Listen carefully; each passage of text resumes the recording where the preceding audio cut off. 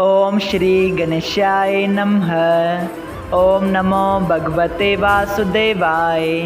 हरे कृष्णा कृष्ण कृष्णा हरे हरे, हरे राम राम राम हरे हरे। तव्हां सभिनी हरि भक्तन के नमस्ते। प्यारा भक्तों, ही कथा पाण गुरु कृपा से हासिल करे रहा आयूं। श्री गणपति सरस्वती जो दर ध्यान करिया थो मां भागवत महापुराण जो बयान, जैमें व्यासदेव ऐं श्री सुखदेव जी कयो आहे श्री कृष्ण लीला जो गुणगान। सबई चओ जय भागवतम महापुराण।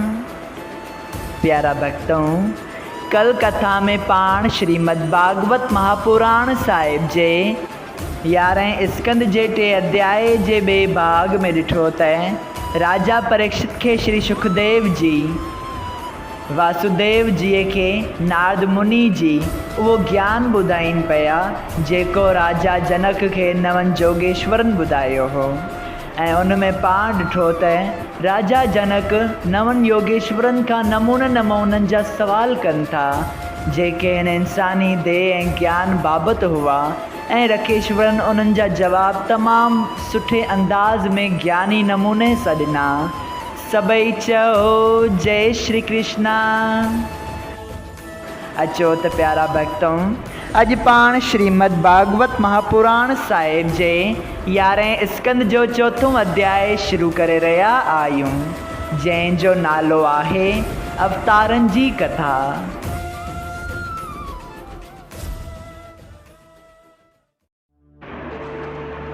श्री नारद मुनि जी चयो त हे वासुदेव जी, एतरी कथा ॿुधी राजा जनक चयो त हे रखराज, जिन ॾींहंनि में मां बालक हुअसि तिन ॾींहंनि में हिकु दफ़ा सनकादिक ऋषि मुंहिंजे पीउ वटि आया। तॾहिं मूं हथ जोड़े उन्हनि खां पुछियो त महाराज, परमेश्वर जी भक्ति ऐं तपस्या कीअं करणु घुरिजे? तॾहिं उन्हनि को बि जवाबु न ॾेई सिर्फ़ु मुश्किया ऐं मूंखे उन्हनि ज्ञान सिखण जे लाइक़ु न सम्झियो। प्यारा भक्तों, राजा जनक जी इहा ॻाल्हि ॿुधी अपवरूतर नाले 6 जोगेश्वर चयो त हे राजा, तूं ज्ञान सिखण जे लाइक़ु बेशक आहीं, पर उन्हनि ॾींहंनि में तव्हां नंढा बालक हुआ, तंहिं करे संत कुमार आदिकनि को बि ज्ञान तव्हांखे न ॿुधायो जो हाणे मां ॿुधायां थो। ॿुधो त कर्म 3 क़िस्मनि जो आहे। हिकु कर्म, ॿियो विकर्म ऐं टियों अकर्म। कर्म उहो चइजे थो जंहिं ते ब्राह्मण ऐं क्षत्रिय ऐं वैश्य ऐं शूद्र चारई वर्ण पंहिंजे पंहिंजे धर्म ते, जीअं उन्हनि जे वास्ते वेद ऐं शास्त्र में लिखियलु आहे, तंहिं ते क़ाइमु रहनि। ऐं विकर्म उहो आहे जो हिकिड़े वर्ण जो धर्म ॿियो वर्ण करे, जीअं त अॼुकल्ह जा क्षत्रिय वाणिया वैश्य थी वेठा आहिनि। ऐं अकर्म इहो सम्झ जो ॼाणी वाणी बि चोरी ऐं ॿिया बुरा कर्म करे संसारी जीवन खे दुख ॾे। तंहिं करे इंसान खे वाजिबु आहे त नित पूजा ऐं ध्यानु श्री रामचंद्र जीअ जो या श्री नरसिंह भॻवान जीअ जो या ॿिए कंहिं अवतार जो पंहिंजे गुरूअ जो उपदेश मूजिबि करे। सुमरण ऐं ध्यानु परमेश्वर जो फ़क़ति हिकिड़े ई अवतार ते मुनसिर न आहे, 24 अवतारनि जी मां जंहिं ते उन जो मन घुरे तंहिं रूप जी पूजा ऐं भक्ति करे। इहो ॿुधी राजा जनक पुछियो त महाराज, जीअं तव्हां दया करे पूजा करण वास्ते चयो, तीअं दयाल थी अवतारनि जी कथा बि ॿुधायो। इहो ॿुधी धर्मल नाले 7 योगेश्वर चयो त हे राजा, को बि अहिड़ी सुमर्थी नथो रखे जो परमेश्वर जे सभिनी अवतारनि जो हाल चई सघे। जेको अहिड़ो वीचार करे तंहिंखे महामूर्ख सम्झणु घुरिजे। जेकॾहिं को बाहि त आकाश जा तारा ऐं वारनि जूं तुंदूं ऐं बरसाति जूं बूंदूं ॻणी सघे, पर वेंकटनाथ जे अवतार जो शुमार करे नथो सघे। पृथ्वी आकाश सूरज चंद्रमा ऐं 10 ॾसाहूं 14 भवन ऐं 84 लख जोड़ियुनि वग़ैरह परमेश्वर जे विराट रूप में समायल आहिनि। सभिनी संसारी शयुनि जो मालिक पैदा करण वारो उहो आहे।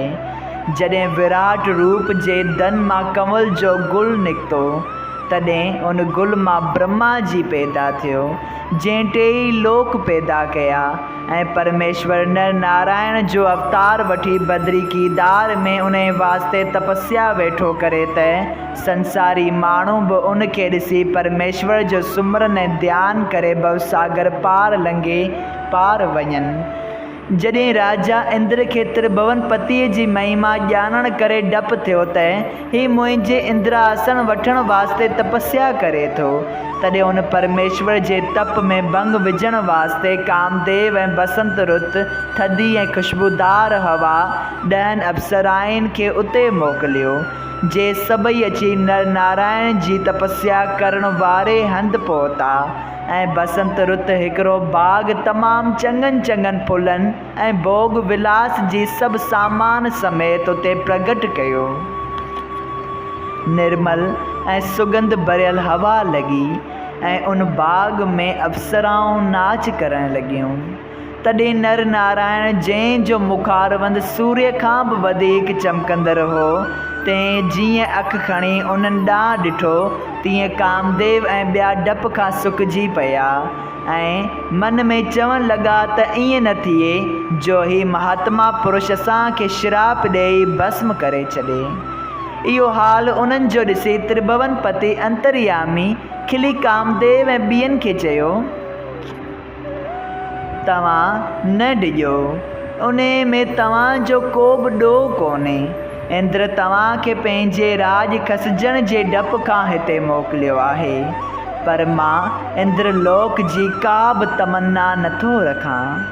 इहो ॿुधी कामदेव ऐं बसंत रुत ऐं ॿियनि नर नारायण जे साम्हूं हथ जोड़े वेनती कई, हे वेंकटनाथ, को बि संसारी जीव अहिड़ी सुमर्थी नथो रखे जो असांजे फंदे में न फासे, पर असां तव्हांखे जो तव्हां आदि पुरुष जा अवतार आहियो को बि दोखो न ॾेई सघियासीं। हे प्रभु, जॾहिं तव्हांजा अनंत भक्त तव्हांजो भॼन ऐं सुमरण करण वारा पंहिंजे बल सां असांजे मथे ते रत रखी सिधा वेंकट वञनि था, तॾहिं तव्हां ते कंहिंजो ज़ोर हली सघंदो। संसार में केतिरा ई माण्हू अहिड़ा त आहिनि जो बुख प्यास कामदेव ऐं ॿियनि खे जीते संसारी सुख जी चाहना नथा कनि, पर क्रोध अहिड़ो बलवान आहे जंहिंजे वस थी उहे माण्हू बि पंहिंजे शुभ कर्म ऐं तपस्या जो फल साथ में विञायो छॾीनि।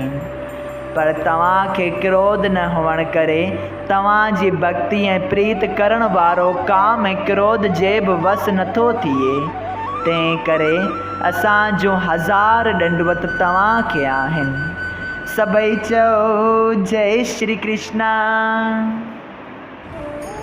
श्रीमद् भागवत महापुराण साहिब जे 11 स्कंद जे अध्याय 4 जो पहिरियों भाग संपूर्ण थियो। अगरि तव्हां सभिनी हरि भक्तनि खे हिन कथा मां लाभ हासिल थियो हुजे त कृपया हिन कथा खे ॿियनि हरि भक्तनि सां शेयर कजो त उन्हनि जो बि भलो थिए ऐं तव्हांजो बि भलो थिए। सभई चओ जय सिया राम, राधे राधे।